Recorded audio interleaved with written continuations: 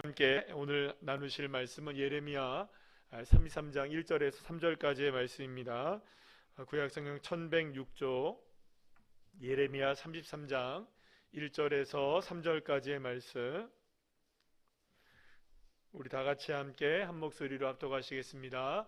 예레미야가 아직 시위대 뜰에 갇혀 있을 때에 여호와의 말씀이 그에게 두 번째로 임하니라. 이르시되 이를 행하시는 여호와, 그것을 만들어 성취하시는 여호와, 그의 이름을 여호와라 하는 이가 이와 같이 이르시도다.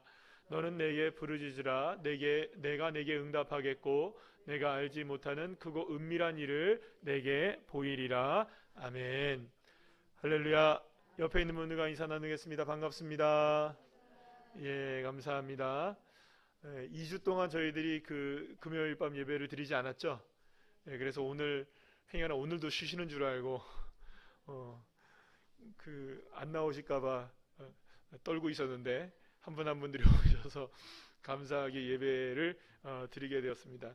이게 사실 이게 습관이라는 게 되게 무서운 게, 우리가 그 예배를 드리면서 특히 이제 새벽 예배 같은 경우도 작정해서 이렇게 우리가 드리는 시간을 딱 지내고 나면 며칠 동안은 가요.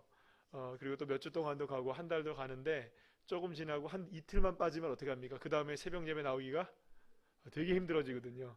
그래서 예배라는 것도 그렇고 기도라는 것도 그렇고, 우리가 사실 뭐 습관이라는 말 자체가 조금은 그 의미가 다른 의미일 수도 있겠지만, 어쨌든 우리 영적인 습관이 계속 유지가 되는 것이 얼마나 중요한가, 그런 것들을 함께 또 생각해 보게 됩니다. 오늘 여러분들의 삶 가운데 풍성한 하나님의 은혜를 허락해 주실 줄 믿습니다. 오늘은 우리가 너무나 잘 아는 말씀을 가지고 예레미야 33장 1절에 3절까지의 말씀을 가지고 하나님을 이곳으로 초대하라, 시작, 하나님을 이곳으로 초대하라 라는 제목으로 함께 은혜를 나누도록 하겠습니다. 예수님은 우리의 믿음이 어린아이와 같은 믿음이 되지 아니하면 결단코 천국에 들어갈 수 없다, 하나님의 나라에 들어갈 수 없다라고 말씀해 주셨어요. 그러면 우리의 믿음이 어떤 믿음이 되어야 된다? 어린 아이와 같은 믿음. 그래서 지난주 수요일 날에 우리가 함께 잠시 말씀을 나누면서 알몸으로 돌아가는 것, 그것에 대한 이야기를 좀 나눴습니다. 우리가 이전으로 돌아가는 것, 아무것도 없는 그 순수한 믿음으로 돌아가는 것, 그때를 우리가 한번 돌아가는 것이 진짜 믿음이다, 이런 얘기를 우리가 수요일 밤 예배를 통해서 나누게 되었는데요. 자, 그러면 여러분, 어린아이와 같은 믿음이 된다는 거가 어떤 의미일까? 사실 어린아이 같은 믿음이 된다는 것은 여러 가지 측면으로 우리가 생각해보고 또 여러 가지의 측면으로 설명을 드릴 수가 있을 거예요. 그런데 오늘 이제 금요일 밤이니까 우리가 기도에 관한 이야기로 어린아이 같은 믿음이 뭘까를 생각해 보면, 어린아이로 돌아간다, 예를 들어서 우리가 어린아이 시절로 돌아간다 하면, 물론 여기서 말하는 이 어린아이는 아주 갓난아이를 이야기하는 건 아니에요, 이 성경에서 말하는 거는. 그런데 어린아이로 돌아간다는 말은 순수하게 그저 그냥 엄마에게 아빠에게 떼쓰면서 울면서, 그죠? 달라고 하는 거 있잖아요. 그런 것들이 아닌가라는 생각을 해보게 됩니다. 물론 여러분, 우리의 믿음이 늘 언제나 다고다고 하는 믿음이 되어서는 안 되겠지만, 다고다고 하는 믿음도 필요합니다. 전혀 필요하지 않은 게 아닙니다. 여러분들, 일용할 양식을 구하라고 주님 말씀하셨잖아요. 절대로 우리가 일용할 양식을 구하는 것, 무엇인가를 구하는 것, 두드리는 것, 찾는 것, 이거 자체가 잘못된 건 아니죠. 이것이 성경에 의하면 정욕으로 잘못 쓰는 것이 문제이지, 얼마든지 저와 여러분이 무엇인가를 하나님 앞에 구할 수 있는 것은 우리가 구해야만 하는 겁니다. 따라합시다. 구하자. 야, 따라합시다. 얼마든지 할 수 있는 대로 다 구하시기를 축복합니다. 자, 그러니까 어린아이와 같은 믿음이라는 것을 생각해 볼 때 기도와 연관시켜서 생각해 본다면, 그것은 어쩌면 힘을 다해서, 있는 힘을 다해서 아버지께, 엄마에게, 아빠에게 이거 좀 해줘, 나 먹을 거를 달란 말이야, 나 이것을 사달란 말이야, 막 애들 떼쓰는 거 있잖아요. 여러분들 떼쓰는 거, 물론 무조건 떼쓴다고 해서 사주면 또 버릇이 잘못 들어질 수도 있겠지만, 우리가 여러 가지 복잡하게 생각하지 않고 그저 그냥 어린아이가 엄마에게 뭘 달라고, 젖을 달라고 떼쓰는 것처럼, 그렇게 그냥 어린아이가 울면서 불면서 엄마에게 달라고 얘기하는 그것이 어쩌면 기도와 연관되어서 어린아이와 같은 믿음이 아닌가 생각을 해볼 수 있게 되는 거죠. 그리고 생각해보면 어린아이의 힘은 어디에 있는가? 여러분, 어린아이의 힘이 어디 있나요? 기어다니는 데 힘이 있나요? 아니면 뭐 물건은 드는 데 힘이 있나요? 그렇지 않더라고요. 지난번에 우리가 설 때에 저희가 이제 그 처갓집에 갔어요. 처갓집에 갔는데 우리 조카가 아기를 낳아서 이제 아기를 이제 데리고 왔어요. 근데 그 아기가 너무 예뻐요. 근데 그 아이가 세상에 잘 놀다가 갑자기 잠자리에서 탁 깨더만 울기 시작하는 거예요. 온 집안 식구들이 다 깨가지고요.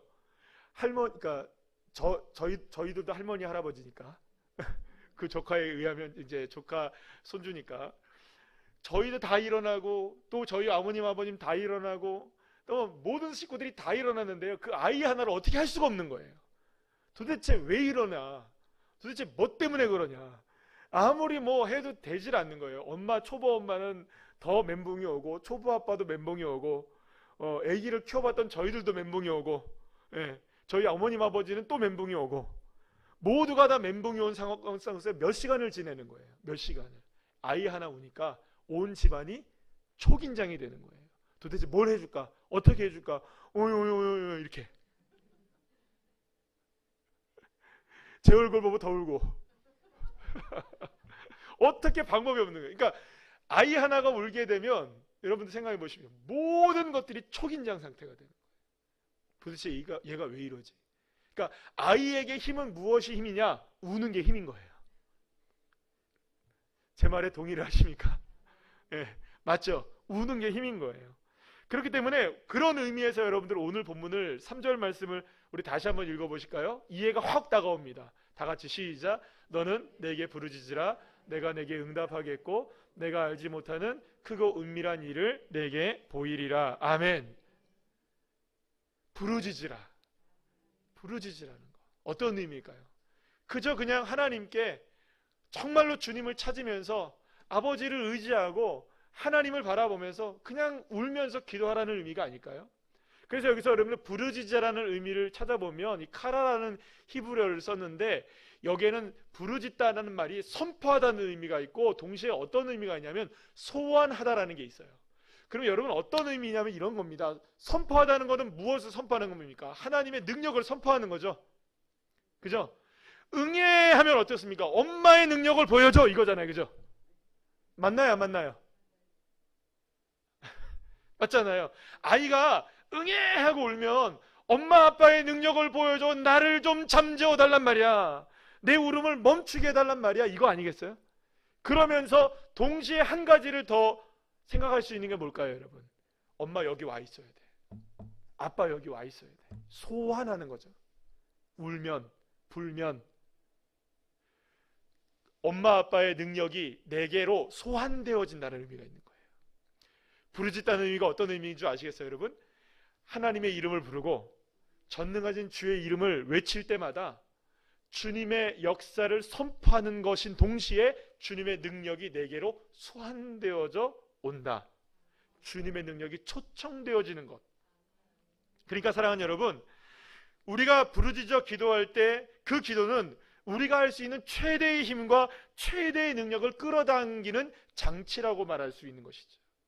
바로 천지를 만드시고 지금도 운행하고 계시고 역사하고 계시고 모든 것을 주관하고 계시는 그 여호와 하나님, 그 능력의 하나님, 그 능력의 하나님을 부르짖고 기도할 때 그곳에 하나님이 초대되어지고 하나님의 능력의 역사가 선포되어지는 것. 이게 무엇이냐? 부르짖고 기도하는 것이다. 사랑하는 여러분, 저와 여러분에게 이러한 부르짖음이 있기를 간절히 축원합니다. 우리는 믿음을 갖고 부르짖어야 돼요. 내가 하나님의 거룩하신 이름을 외칠 때마다 그 하나님의 능력을 선포하는 것이구나. 그리고 내가 하나님의 이름을 외칠 때마다 주의 능력이 내게로 소환되어지고 이곳으로 초대되어져 오는 것이구나. 할렐루야. 예수님이 갈릴리 가나에서 혼인잔치에 참여하셨잖아요. 그때 예수님이 첫 번째 기적을 베풀어 주십니다. 어떤 기적이었죠? 물로 포도주를 만들어내는 기적이었습니다. 그런데 여러분, 예수님은 처음부터 그 혼인잔치에 기적을 베푸기를 원하셨나요? 그렇지 않습니다. 어머니인 마리아가 예수님에게 부탁을 합니다. 여기에 이렇게 잔치가 계속되는데 포도주가 지금 다 떨어졌다라고 예수님께 부탁을 한 거예요. 근데 예수님이 아주 매몰차게 얘기하죠. 뭐라고 얘기합니까? 여자여, 나와 무슨 상관이 있습니까? 내 때가 아직 이르지 않았다는 거죠. 나는 아직까지 여기에서 지금 내 능력을 발휘할 준비가 되지 않았습니다. 예수님은 극구 사양하고 있는 것이었어요. 그러나 거기에서 마리아는 멈추지 않습니다. 종들을 앞에다 불러놓고 이분이 시키는 대로 무엇이든지 다 해라. 시키는 대로 다 해라. 그러니까 이 말은 무슨 말일까요? 이분이 시킬 것이다. 너희들에게 무엇인가를 할 거야. 그러니까 이 말은 무슨 말입니까? 예수님이 거부했어도 마리아는 예수님을 계속해서 무엇하고 있는 겁니까? 주님의 능력을 초대하고 있고 초청하고 있는 것이죠. 그래서 바로 그때 어떤 일이 벌어집니까? 물리 포도주가 되어지는 놀라운 역사가 일어나게 된 줄로 믿으시길 바랍니다. 사랑하는 여러분, 문제 속에 예수님이 초대되어질 때 거기에 주의 능력이 나타나게 되고 주의 역사가 일어나게 되는 줄로 믿으시길 바랍니다. 그러면 여러분, 우리도 동일하지 않겠습니까? 내 삶을 변화시키는 능력의 주님을 우리가 초대하고 소환시켜야 되는 것이죠. 그저 그냥 멀뚱멀뚱하게 바라보고 있는 것이 아니라 그 주님이 나에게 선포되어지고 나에게서 역사하실 수 있도록 내가 마음을 다해서 뜻을 다해서 정성을 다해서 온전히 주님의 이름을 부르짖고 또 부르짖고 또 부르짖을 때마다 주의 역사가 일어나는 줄로 믿으시길 바랍니다. 결국 여러분들 믿음이란 어떤 걸까요? 끊임없이 내 삶으로 주님을 초대하는 것이라고 볼 수 있어요. 주님께서 내 삶에 개입하시도록 내 마음을 열어놓고 주님을 간절하게 외치고 주님께 간절하게 부탁하고 주님께 간절하게 기도하는 그 자세야말로 저와 여러분의 믿음의 모습이 된다는 것입니다. 사랑하는 여러분, 그래서 성경에 나오는 수많은 사람들의 믿음의 인생들을 쭉 보게 되면 그런 믿음을 갖고 있었던 거예요. 언제나 어떤 순간에서나 누구를 초대하는 겁니까? 하나님을 초대하는 거예요. 다니엘이 왕의 조서로 딱 찍혀져 있는 걸 알면서도 그때에 어제 했던 것처럼 언제나 했던 것처럼 다락방에 올라가서 무엇을 합니까? 문을 열고 기도를 하기 시작하는 거예요. 그 문을 열었다는 건 어떤 의미가 있나요? 주님을 초대하는 거예요. 사랑하는 여러분, 주님은 저와 여러분에게 늘 초대받기를 원하시고 계신 거예요. 그래서 요한계시록에서도 주님 말씀하시잖아요. 내가 문 밖에 서서 두드리노니. 주님은 우리에게 두들고 계시는 거예요. 내가 네 안에 들어가서 내가 너와 더불어 먹고 마시기를 원한다. 네가 나를 초대해 주면 내가 너에게 함께하여서 하나님의 전능하신 권능을 나타내기를 원한다. 사랑하는 여러분, 주님은 그렇게 되기를 원하시고 계신 거예요. 그래서 저와 여러분이 해야 할 건 무엇이냐? 믿음을 가지고 부르짖어 기도하는 것이죠. 오늘 본문은 너무나 잘 아는 본문인데요, 여러분들. 유다가 이제 남유다가 바벨론에게 이제 멸망을 얼마 남두지 않은 상황이었어요. 그런데도 불구하고 시드기야 왕은 이 바벨론에게 멸망을 당하지 않으려고 자꾸 누구의 힘을 빌리려고 하냐면 애굽의 힘을 자꾸 빌리려고 하는 거예요. 이집트의 힘을. 그래서 이집트의 힘을 끌어다가 바벨론과 맞서 싸우면 우리가 바벨론에게 우리가 이제 무너지지 않을 거야. 그런데 여러분, 하나님이 정말로 싫어하는 게 뭐냐면 애굽을 의지하는 걸 정말 싫어하시는 거예요. 왜냐하면 애굽을 의지하는 순간 어떻게 됩니까? 무엇이 헛수고가 되는 거죠? 출애굽이 헛수고가 되는 거예요. 그래서 하나님은 어떻게 해서든지 바벨론으로 넘어가는 건 넘어갈 수 있어도 애굽에는 안 넘어가게 하시는 거예요. 그런데 여러분은 이것을 거부하고 있었던 거예요, 시드기야가. 그래서 시드기야를 찾아갑니다, 예레미야가. 왕이여, 하나님의 말씀을 거역하지 마십시오. 바벨론에게 멸망을 당할 수밖에 없습니다. 이것을 우리가 정확히 알고 우리가 대비해야 합니다. 얘기했지만 이거를 듣지를 않는 거죠. 결국에는 시드기야가 예레미야를 감옥에 가두게 됩니다. 그 우동에 던지게 됩니다. 엄청난 고통을 이 예레미야가 당하게 돼요. 자, 그때 나라가 멸망할 위기 속에서 이렇게 예레미야는 너무나 절망적인 상황 속에 있었던 거예요. 그런데 바로 그때에 오늘 본문 1절 말씀에서 이 말씀이 임했던 겁니다. 다시 한번 읽어볼까요? 1절 시작. 예레미야가 아직 시위대 뜰에 갇혀 있을 때에 여호와의 말씀이 그에게 두 번째로 임하니라. 이르시되. 여러분, 여기서 우리가 주목해야 될 것은 따라합시다. 두 번째로. 두 번째로 임했다는 거예요. 그러면 여러분, 첫 번째로 임했을 때는 예레미야가 갇혀 있었을 때였을까요? 안 갇혀 있었을 때였을까요? 안 갇혀 있었을 때였어요. 자유로운 몸일 때 하나님의 말씀이 임했던 거예요. 자, 그러면 여러분 잘 보세요. 지금 예레미야는 갇혀 있단 말이에요. 지금 온 몸이 모든 것이 부자연스럽단 말이에요. 자유가 없단 말이에요. 완전히 갇혀서 모든 것을 박탈당한 상황이란 말이에요. 그런데 여러분, 놀랍지 않습니까?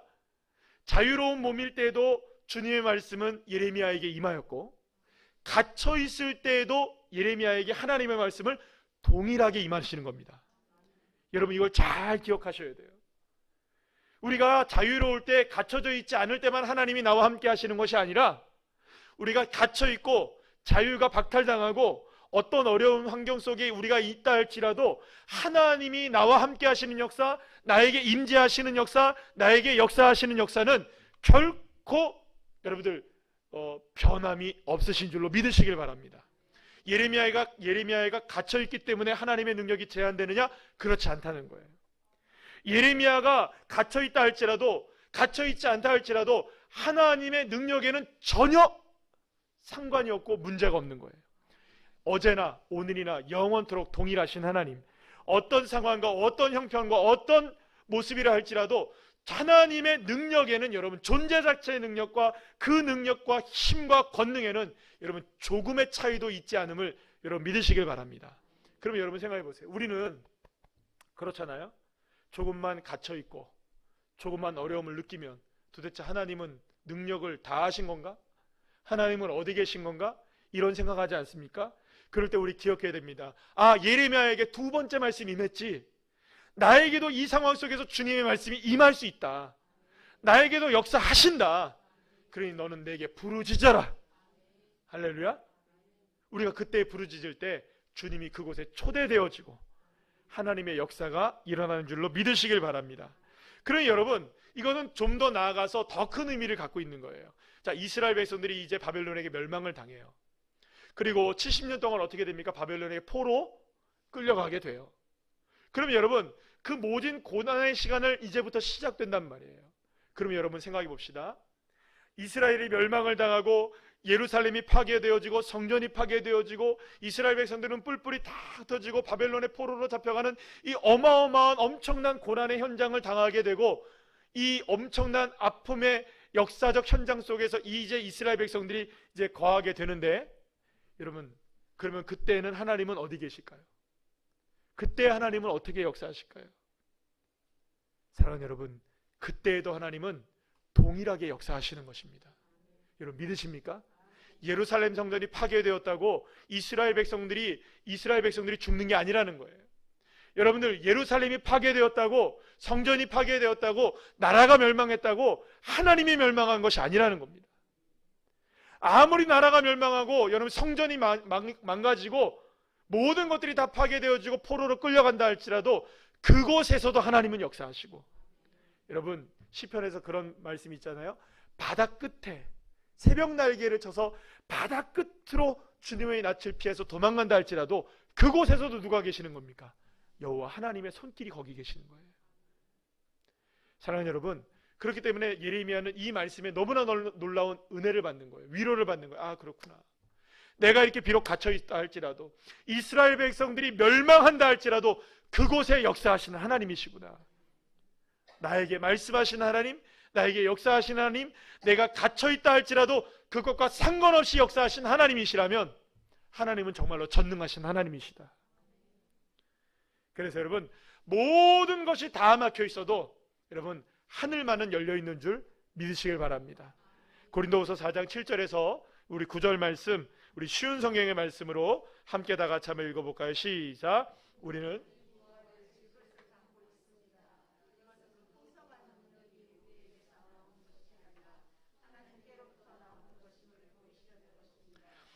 사방에서 압박을 받아도 눌리지 않으며 난처한 일에 빠져도 절망하지 않습니다.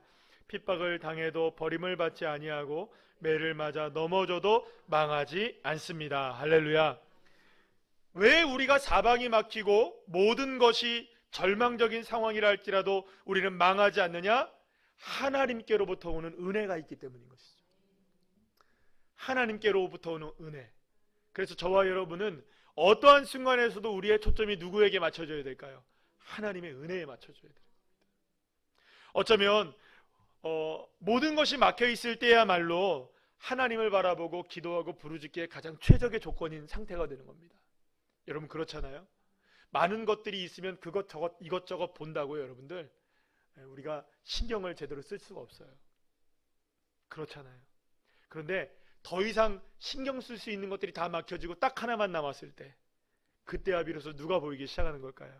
하나님이 볼 수 있는. 그러니까 여러분, 저와 여러분에게 사방이 막혀서 우겨쌈을 당하는 그 순간이야말로 하나님의 능력을 가장 놀랍게 경험할 수 있는 기회가 되는 줄로 믿으시길 바랍니다. 그렇기 때문에 우리가 어디에 있든지 어떤 상황에 놓여 있든지 하나님을 향해 부르짖어 기도하는 바로 그곳이 하나님이 임재하시는 곳이고 하나님이 역사하시는 기적의 현장이 되어지는 것입니다. 그래서 여러분, 하나님은 우리의 기도를 어디서든지 받아주시는 거예요. 어떤 상황에서든지 받아주시는 거예요. 그곳이 사자굴이든 그곳이 사망의 음침한 골짜기이든 푸른 풀밭이든 그 모든 것들이 상관이 없다는 것입니다.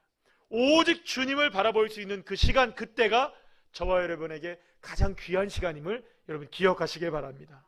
자, 그런데 오늘 본문 1절에서 이제 1절, 2절, 3절 이렇게 넘어가잖아요. 자, 그럼 한번 1절 보세요. 한번 다시 한번 1절 한번 말씀 보여주시겠어요?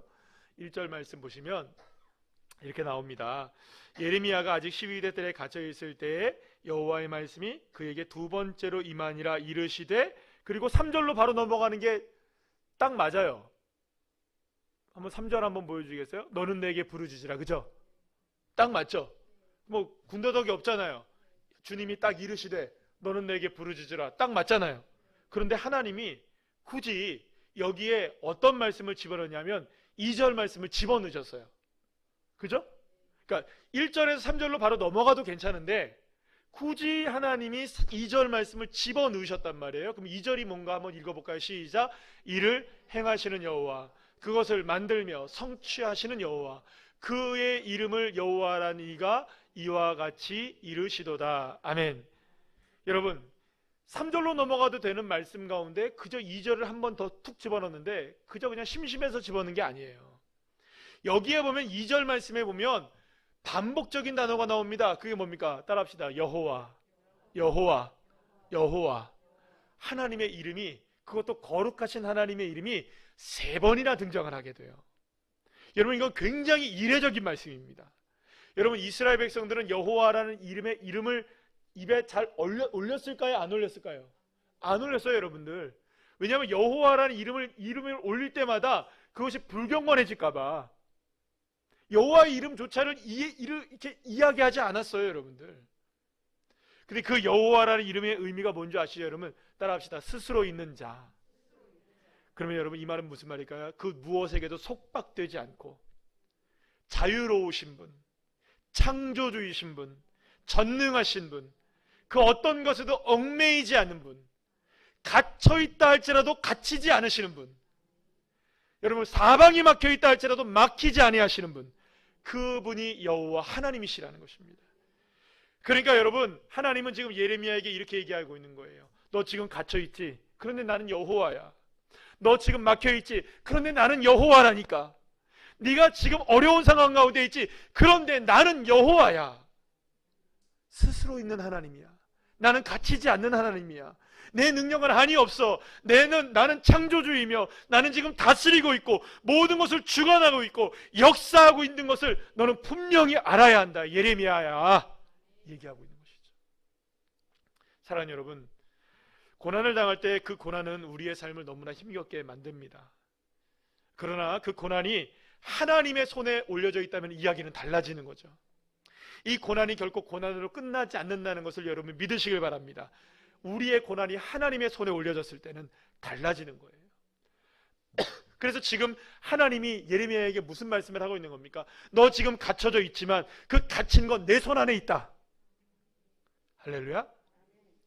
이스라엘 백성들이 이제 멸망할 것이지만 그 멸망 내 손 위에 있다. 그러면 여러분 이야기가 달라지는 겁니다. 사랑하는 여러분, 그래서 하나님의 손에 올려진 고난은 결코 고난 그 자체만의 문제가 아닌 것이에요. 왜냐하면 그것은 이제 누가 행하실 일이 되어지는 겁니까? 하나님이 행하실 일이 되어지기 때문입니다. 그래서 여러분, 우리가 늘 성경에서 읽는 말씀 가운데 고난이 축복이라고 얘기하잖아요. 여러분, 고난 자체가 어떻게 축복일 수 있을까요? 고난 자체가 축복은 아닐 수 있어요. 그러나 그 고난이 하나님의 손에 올려지면 하나님이 일을 하기 시작하시고 역사하시기 시작하시고 그 일을 통해 주의 영광을 드러내는 줄로 여러분 믿으시길 바랍니다. 그러고 보면 여러분, 고난과 위기의 순간마다 믿음의 사람들은 언제나 부르짖어 기도했던 거예요. 나의 고통의 문제, 나의 고난의 문제를 누구의 손에 올려드리는 겁니까? 하나님의 손에 올려드리는 거예요. 하나님 임재하여 주십시오. 하나님을 초대합니다. 주님의 능력이 필요합니다. 내가 부르짖습니다. 주님 초대합니다. 이 고난의 현장 속에서 주님 역사해 주시고 주님 이곳에 좌정해 주셔서 나의 고난을 주님의 손에 올려드리오니 주님 만져주시고 주님 이루어 주시고 역사하여 주시옵소서. 그래서 여러분, 하나님은 저와 여러분의 고통을 허비하지 않기를 원하시고 계시는 거예요. 여러분, 얼마나 많은 그리스도인들이요, 많은 고통의 현장 속에서 살아가고 있지만 그 고통을 허비하는지 몰라요. 여러분, 고통을 허비하지 마십시오. 고난이 하나님의 은혜가 될 수 있도록, 하나님의 이야기가 되실 수 있도록, 하나님의 역사가 되실 수 있도록 여러분 그것을 올려드려야만 합니다. 하나님은 결코 나를 고통의 현장 한복판에 홀로 내버려 두지 않으시는 거예요. 홀로 세워두지 않는 거예요. 그곳에서 나를 초대하라. 내가 너와 함께 하겠다. 내가 너에게 역사하겠다. 너는 갇혀져 있지만 나는 갇혀지지 않는다. 나는 능력이 있다. 그래서 여러분, 주님께서 우리에게 말씀하시는 것이고, 너는 내게 부르짖어라. 내가 네가 알지 못하는 크고 은밀하고 비밀한 일들을 얼마든지 내가 보여줄 수 있다. 나는 네가 당하는 그 고통을 허비하지 않는다. 네가 당하는 그 고통을 통해 나는 은밀한 역사들을, 비밀한 일들을, 하나님의 축복의 역사들을 이루어내고야 말 것이다. 할렐루야. 그래서 여러분, 고난의 시간이야말로 하나님의 품에 안기는 가장 놀라운 시간이 되어지는 것입니다. 그래서 여러분, 하나님은 예레미야에게 부르짖어 기도하라고 말씀하신 거죠. 예레미야가 기도를 하지 않았기 때문에 기도하라고 말씀한 게 아니에요, 여러분들. 예레미야가 여러분들 기도 안 했을까요? 했겠죠. 왜 기도를 안 했겠습니까? 그런데 하나님이 또 다가오셔서 두 번째로 임하여서 기도하라는 얘기를 했던 것은 그 막혀있는 현장 속에서 너 막히지 않았어. 너 열려있어, 여전히. 내가 역사하고 있어. 걱정하지 마. 사랑하는 여러분, 여러분에게 지금 주님이 다가오셔서 말씀해 주십니다. 여러분들이 혹시 삶 속에 닫혀져 있는 것이 계십니까? 막혀져 있는 것이 계십니까? 그러면 주님이 오늘 이 시간에 다가오십니다. 이를 지어 성취하시는 나 여호와, 모든 것을 지어서 이루어내는 그 여호와, 막히지 않는 여호와, 창조하시는 여호와, 그 여호와가 우리에게 말씀하십니다. 부르짖어라. 나를 초대해라. 선포해라. 그럼 막힌 것이 열려지게 될 것이고 이 일을 행하게 될 것이고 하나님의 역사가 이루어지게 될 것이라는 것이죠. 사랑하는 여러분, 하나님을 초대하십시다. 기꺼이 나의 삶에 주님을 초대하십시다. 그러면 우리의 삶의 그 고난을 주님의 손에 올려드리게 될 때에 그 고통을 허비하지 아니하시고 기적의 역사로 바꾸어내시는 그 능력의 주님의 손길로 인해서 저와 여러분의 삶에 놀라운 기적의 역사가 일어나게 될 줄로 믿으시길 바랍니다. 때로는 그것이 시간이 걸릴 수도 있겠죠. 그러나 여러분, 그래서 우리에게 필요한 게 뭡니까, 여러분들? 다 같이 한번 읽어볼까요? 다 같이 시작. 기대하고 기도하고 기다립니다. 할렐루야. 예. 제가 이 현수막을 바꿀까 하다가 이게 달아질 때까지 올해는 그냥 둬야겠다. 왜냐하면 기대하는 것이 있으니까. 그 기대가 하나님의 뜻 가운데 이루어지기를 소망해야 되니까.